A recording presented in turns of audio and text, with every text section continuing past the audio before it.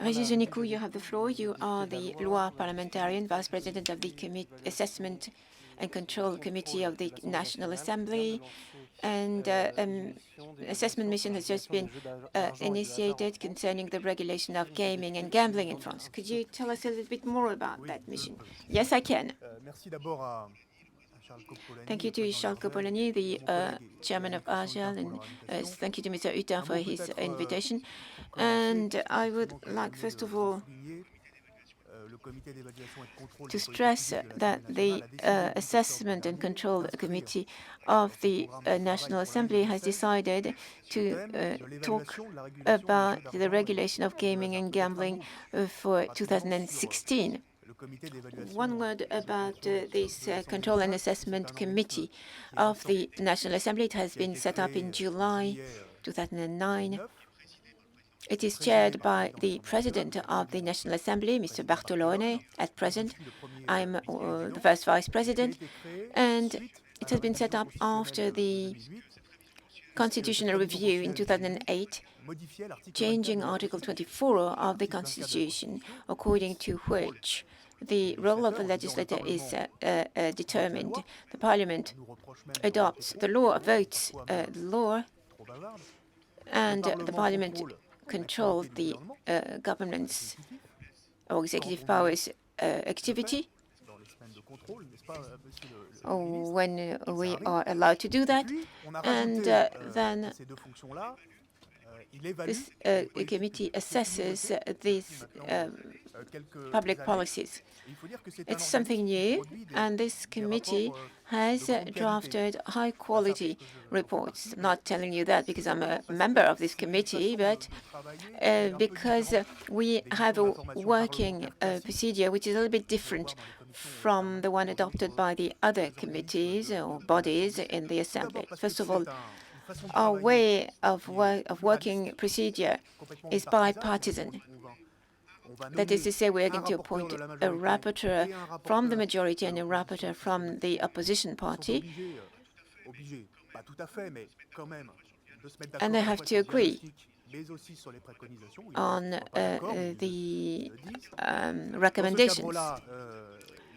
In that case, the topic, regulation of gambling and gaming, has been proposed by the Republicans on the initiative of Jacques Niat, who is the Maison Lafitte mayor and is president of the study group, working group on horse racing.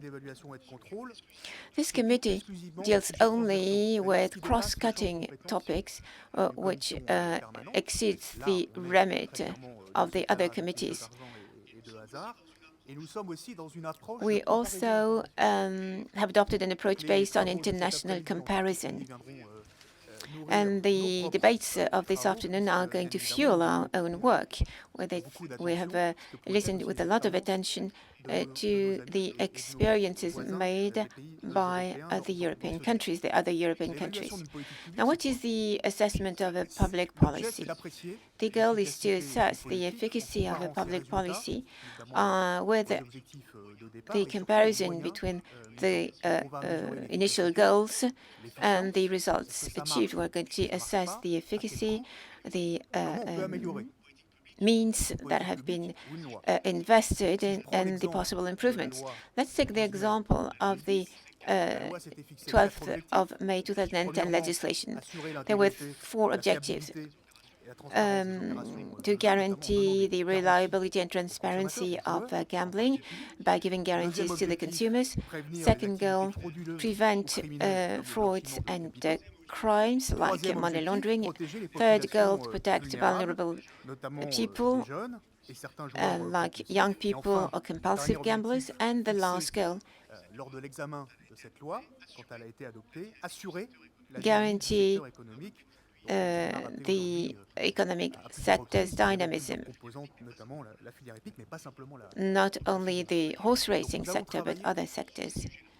So we are going to work, or we have worked on those topics.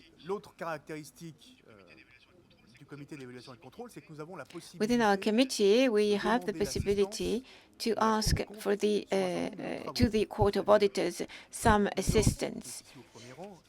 And there is a member of this Court of Auditors in the first row of this room.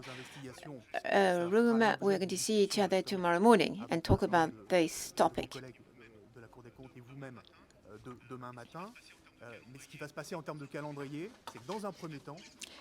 Now, in the first stage, the Court of Auditors is going to draft its own report, make a situational review concerning this sector, gambling sector.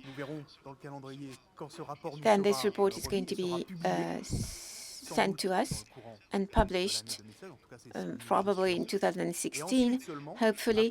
And then, on the basis of this work, the two joint rapporteurs are going to make their own proposals in cooperation with the Court of Auditors.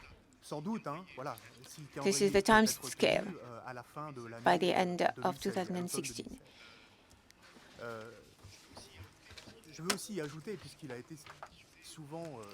Now, something has been mentioned, the famous review clause of this legislation. I have drafted a report on administrative streamlining, and I do not wish to have too many deadlines in the legislation.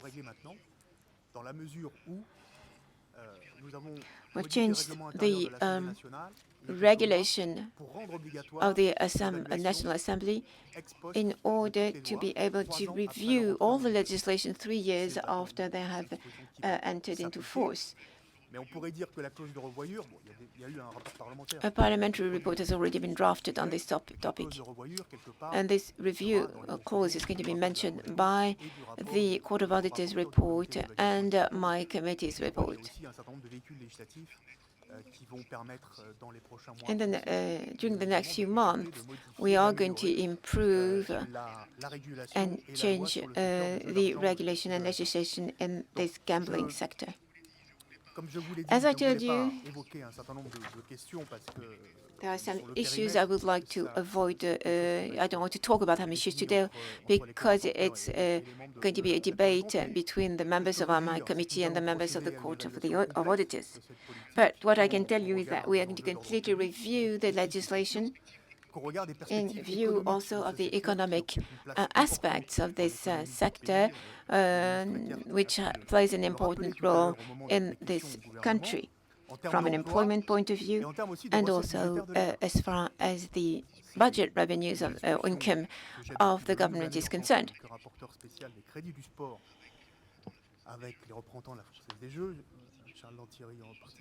I have had the opportunity to talk about those issues with the chairman of the Française des Jeux.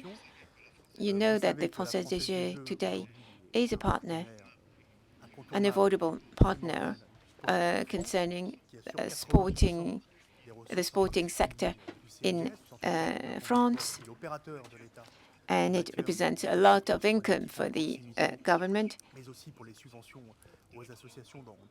And it is also very important concerning the subsidies that are paid by the sporting federations.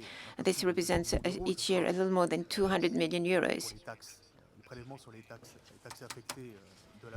The levies on taxes assigned to the Française des Jeux are used in order to grant subsidies to the sporting federations. Those levies are capped. Main levy 1.8, exceptional levy 0.3, all this is capped. And since 2012, it has represented about 100 million euros each year, which is paid to the government. And it used to be 6 million euros in 2012. It is being discussed right now with the government and with Christian HUTIN. We have proposed an extension of this exceptional levy beyond 2016 and 2017. Now, this was scheduled to fund the refurbishment of the Euro stadiums. So this has contributed to the strong, sharp increase in sporting bets. 15 to 20% increase each year for online sporting bets, but also offline, almost 3 billion euros. And we've realized that, of course, some major events like the Brazil World Cup in 2014 had boosted the stakes, 30% increase. But in 2015, there was the basketball Euro tournament.